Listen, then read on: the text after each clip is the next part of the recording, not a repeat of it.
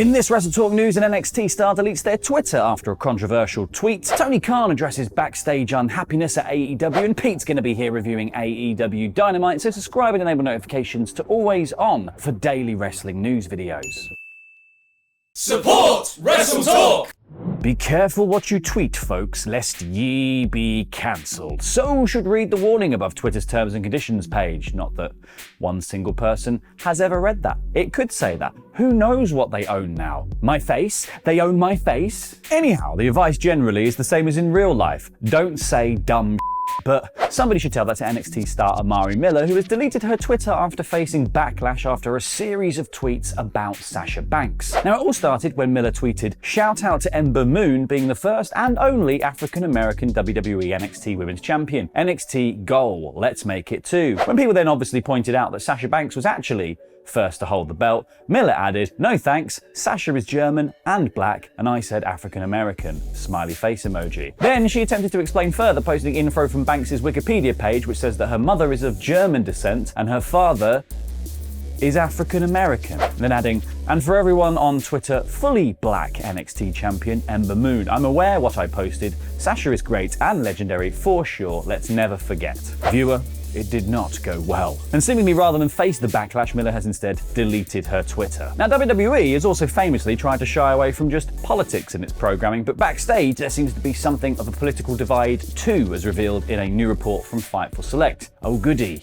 Got to get into politics now. This is going to make for a really fun read of the comments. Now, during the Thunderdome era, one staffer snapped a picture of a production truck which would have been led by Kevin Dunn, adorned with a Trump 2020 flag. Now, the image was said to be taken around December 2020, which was when Trump was publicly denying the results of the 2020 election, which he lost. The reason this has caused a stir is because during the Thunderdome era and the election run, Vince McMahon had Titus O'Neil cut a promo to kick off Raw in July that said WWE doesn't do politics, which obviously frustrated people after seeing this duct tape to one of the trucks. Now, sources also told Fightful that in the midst of constant cuts, it reminded them that the talent didn't matter to the higher-ups. Now, while it can't be confirmed who hung the flag or asked for it to be put up, the truck was run by Kevin Dunn, and sources had indicated to Fightful that Dunn is known to make his political beliefs known backstage, which is something that Vince McMahon, who is also a Trump advocate, has generally discouraged. Now, Fightful had heard about the flag in early 2021, but had been unable to confirm the story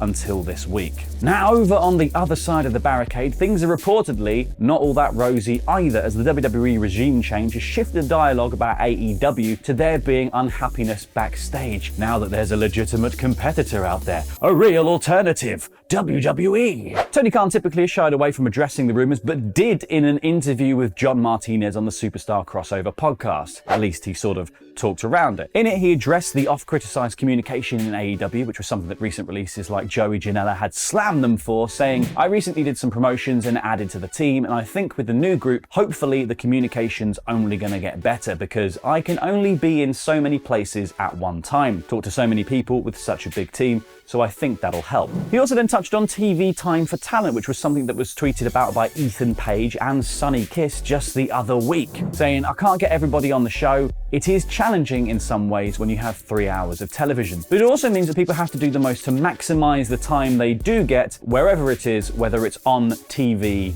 or streaming." And now it's time for my review of AEW Dynamite Quake by the Lake in about 5 minutes. And yes, I did win the right to do these reviews because of Quizlemania 50. I didn't forget about that last week, shut up. This show was called Quake by the Lake. A bad name, but a very, very good show. It started on the right foot with the coffin match between Darby Allin and Brody King. This started off hot as Darby attacked Brody during his entrance, and the pace didn't let up. Brody started immediately bleeding following the thumbtack skateboard to the face. There was interference from House of Black and a great cannonball through a table, but of course, Sting was inside the coffin. Classic Sting. He threw his bat to Malachi Black, who decided not to use it against him and instead walked away. I don't really get why, but sure. This led into a fantastic finish though, of Darby using Brody's chain to choke him out on the apron in an echo of the spot where Brody choked out Darby in the Battle Royal. Brody passed out, fell to the floor, rolled into the open coffin waiting for him, and the lid shut by itself. A wonderfully orchestrated final spot, and a great way to end this little Brody-Darby feud, which was a bunch of fun from start to finish. Jon Moxley and Chris Jericho cut typically great promos ahead of their main event match, and then the Trios tournament brackets were revealed, with the opening matches being Death Triangle versus Will Ospreay and Aussie Open, Andrade, Dragon Lee, and Roosh versus Young Bucks and their mystery partner next week, House of Black versus Dark Order, and Trustbusters versus Best Friends. And speaking of the Bucks' partner, they went backstage and offered that role to Hangman Adam Page, saying they were sorry for everything they said and did to him, that if they could take it back, they could, and the money and the fame and the dynamics after AEW launched got weird and it changed them, and they just want the Hung Bucks back. But Hangman said, no, he can't. He needs to stand by the Dark Order. The people who've been there for him the last couple of years, they're in the tournament. He can't take that opportunity away from them, so he'll be in their corner and won't be competing in the tournament at all. He ended by saying that besides, if the Bucks are going to have a partner, they should have someone who hasn't turned their back on them. So, Kenny Omega return next week then? Like, it seemed far-fetched to me when I first thought of it that Kenny Omega would come back on Dynamite next week, but after the conclusion of this show, and with Tony Khan openly saying that he wouldn't bring in Trios titles until Kenny was healthy again, Kenny Omega return confirmed. Andrade, El Idolo, and Roosh then teamed up to gain some momentum ahead of the Trios tournament, which I assumed would be against a lower card team, just to give them a solid win. Instead, they faced the Lucha Bros in a Tornado tag match.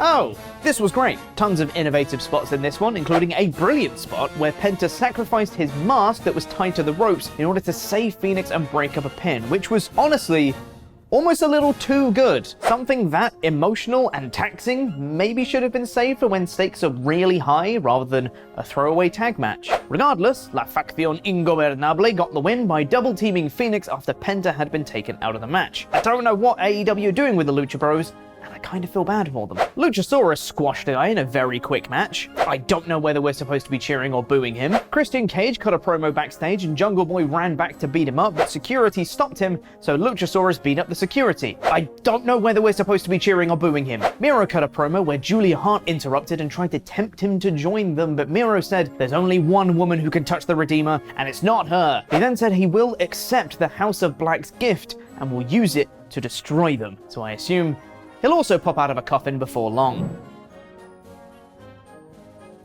Thank you for being awesome pledge hammers on our Patreon page, Chris the Cypriot Sensation Patru, and He's No Jackass Dano. You can get your own shout out and loads of extra bonus content by visiting us at patreon.com/WrestleTalk. The Factory are still trying to copy Tony D'Angelo from NXT 2.0, and I genuinely cannot fathom why. Jay Lethal called out Wardlow for a rematch, for no particular reason, and then Wardlow said yeah, sure. Then FTR came out, and they hit a big rig on Lethal. That's the factual things of what happened in that segment, but I'm not sure I really like much of it. Why is Lethal getting a rematch? Why did FTR back up Wardlow? Why was the stare down with the six of them so long? And why did it end with Lethal looking like a numpty being the only one of Dutch Singh and himself to get in the ring? This was an odd segment. Jericho Appreciation Society cut a promo backstage, then Ricky Starks quickly beat Aaron Solo. The rest of the Factory tried to beat up Starks, including Tony D'Angelo knockoff Nick Komoroto, but he escaped. Ricky is mega over, and it's great to see. The Gun Club were backstage when Stokely Hathaway came in and offered a business card to the Ass Boys, but Billy took it and tore it up. And then Danhausen came in and said, "See you Friday." Okie dokie then. Best Friends cut a promo backstage, but were interrupted by the Trustbusters, who I think look like the most mismatched trio of people I've seen in quite a while. As you may have been able to tell at this point, there's a lot of promos on this show. Madison Rayne then challenged Jade Cargill for the TBS Championship, which was a decent little match, nothing super special, but a very good finish involving back and forth counters ended with Jade hitting the Jaded for the win. Athena stormed the ring and attacked Jade post-match, so it looks like that might be the match for All Out, which Athena legitimately might win. That'd be cool. Thunderstorm were backstage and there's tension between them. Chris Statlander is injured, which means Tony Storm is now #1 contender to Thunder Rosa's title. And the pair of them said, what a shame that it's come to this. It's just, well, I guess if I have to, I didn't want it to come to this, but if I'm being forced to fight you, then I guess I will. Y'all have already fought. For the title. It's fine. I promise. Beardhausen is coming to Rampage. That's Danhausen and a returning Eric Redbeard. I like it. And then we had the main event of Jon Moxley versus Chris Jericho for the interim AEW title, and this was brilliant. Aside from the overuse of blood in Moxley matches, I thought this was a great encounter, with Jericho showing the Lionheart side of his character with some early chain and submission wrestling, and then as the match progressed, some brilliant near falls, including one off a back shot behind the referee's back, and another with Moxley being bounced off the exposed turnbuckle into the Judas effect, which he kicked out of. Despite then blocking in the Lion Tamer, Moxley got out of it, choked Jericho out, and he tapped for the Moxley retention. If the show had ended there, it would have been a pretty good show. But post-match, here comes JAS, here comes Blackpool Combat Club and Ortiz and Kingston. Alright, seen this one before. But then, it's CM Punk! Back from injury, he stormed down to the ring, cleared out the remainder of the JAS, and then stared down with Moxley, meaning more likely than not, it's Punk versus Moxley to unify the titles at All Out in Chicago. Not that Moxley needed that much elevation at the time,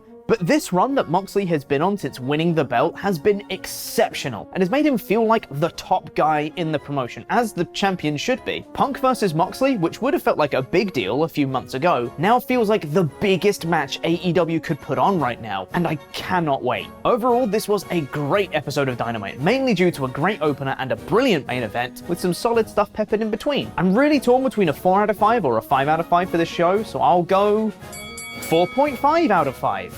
Why yes, this fence I'm sitting on is very comfortable, thank you very much. In this WrestleTalk news, more Vince McMahon payments uncovered, wrestlers unhappy at AEW, and yet our latest tease of a Wyatt family return to WWE.